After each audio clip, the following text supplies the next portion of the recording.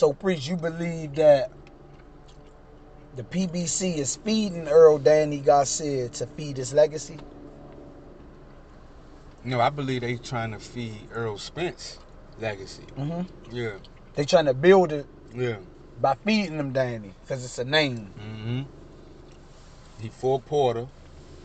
You know, if he got Garcia under his belt too, you know what I mean?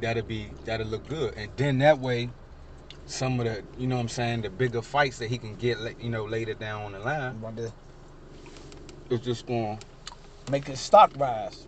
Right? Yeah. You see what I'm saying? So he could demand more money. There's business moves made with him. You see what I'm saying? But when I'm getting at, sometimes the timing of a fight could fuck up something. Mm-hmm. Why are they feeding Danny with, at least rig it? Can Danny beat what they just don't believe in Danny at all no more?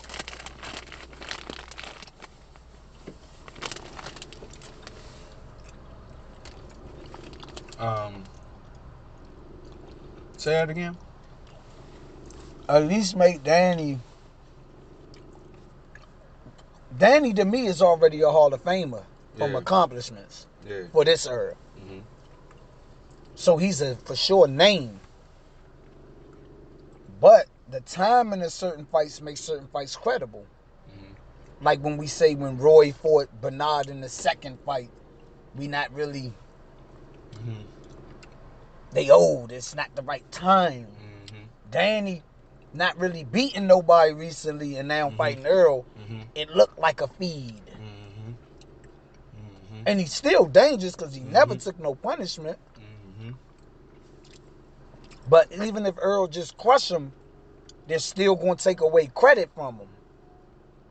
Let him beat somebody credible, and then they'll say, well, if you think about it, Danny never been dominated. Mm-hmm. Then he fight Errol, and Errol be the first.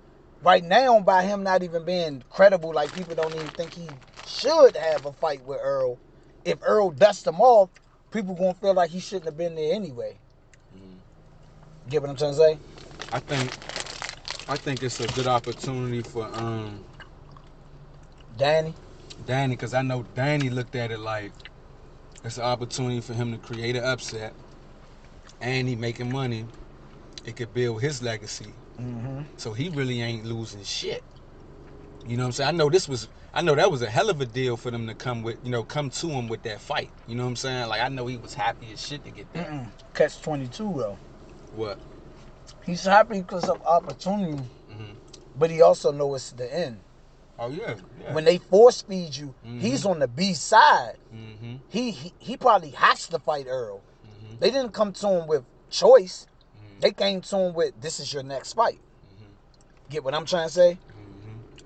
Because he knows that they're using Danny to build Errol. Mm-hmm. Can you imagine how you feel when you know what you're being used for? Of course, it might motivate you, but it also lets you know they know boxing. Mm-hmm. Damn. Did this shit go by me and I didn't know it went by me? Am I really going to get massacred? So I'm basically just saying, like, I don't know. To me, it show like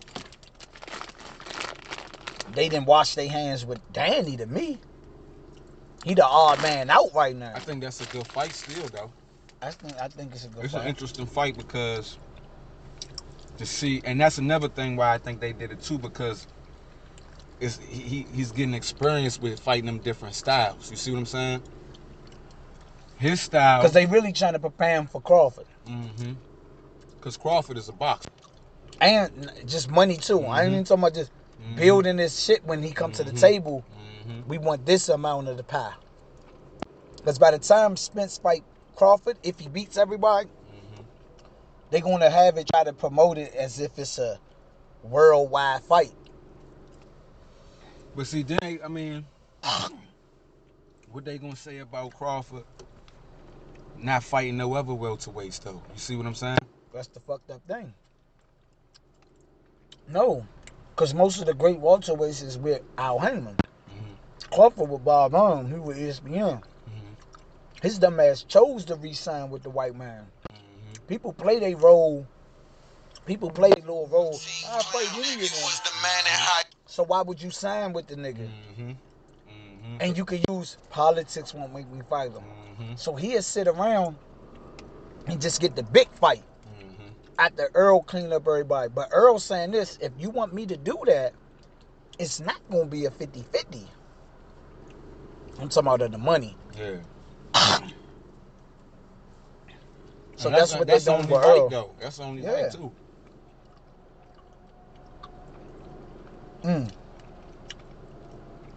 But the timing, it would have been better if they forced him Danny if the fight wasn't close with him and Sean. By the fight being close, it's like, damn, something in my throat. It's like he should be fighting Sean Porter to me in a rematch. Either Porter in the rematch or Pacquiao. The reason why Porter rematch is important, they building you up as that nigga and people just seen doubt. Some people even think you lost. When Floyd Mayweather dealt with that when he fought Jose Castillo, he rematched him. He had to, for him to get his status, he needs no doubt.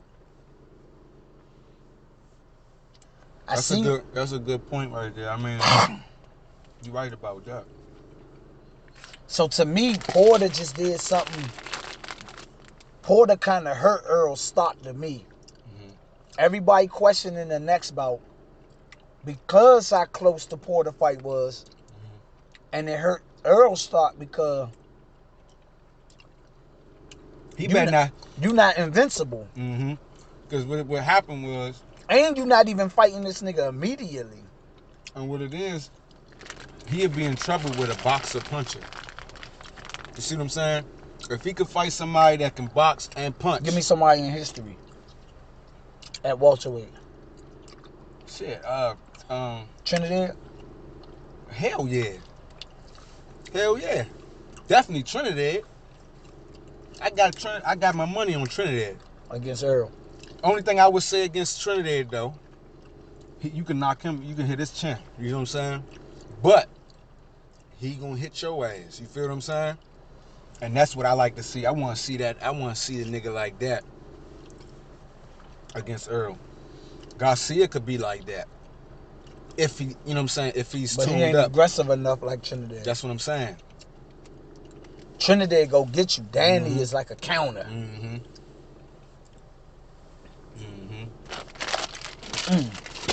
What about Oscar and Errol? You know I'm going with Oscar. See, I go with Trinidad, but I'd be questionable with him, though, because his chin. I believe Spence could probably put him down. But Oscar, fuck no. Oscar would destroy Spence. That's my opinion. He's a boxer and he'll fuck you up. He had power. You know what I'm saying? Like, he hit hard. And he was a 5'11". He a big welterweight. Yeah, he was a puncher. You know what I'm saying? So yeah, I'm put my money with Oscar all day.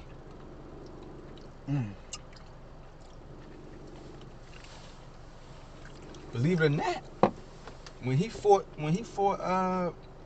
Mayweather, you know what I'm saying? That was dangerous for Mayweather. He was bullshit. And believe it or not, I think Oscar in his heyday probably would have beat Mayweather, cuz I'm gonna be real with you. Cause he's first of all, he's strong, he's aggressive enough, and he can box. So he's gonna put his hands on you. You feel what I'm saying? Like he would have got the Mayweather. I don't know though, because it's like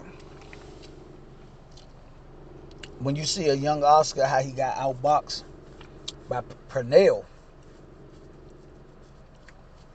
Yeah. Floyd probably could have did the same type of shit. I gotta go back and look at that fight too. That's a good point. We gotta look at that shit together. But in ending, we basically saying they feeding Spence Garcia to build his legacy. If everything goes as planned. Yeah. Whoever his agents is, I think that's what they're doing. You know. I mean, that probably was already the plan. They just didn't expect for the Porter fight to be that close. Yep. Cause if he would have knocked Porter out, it would have definitely, you know what I'm saying, would have been on the market. Garcia. It would have been a good fight.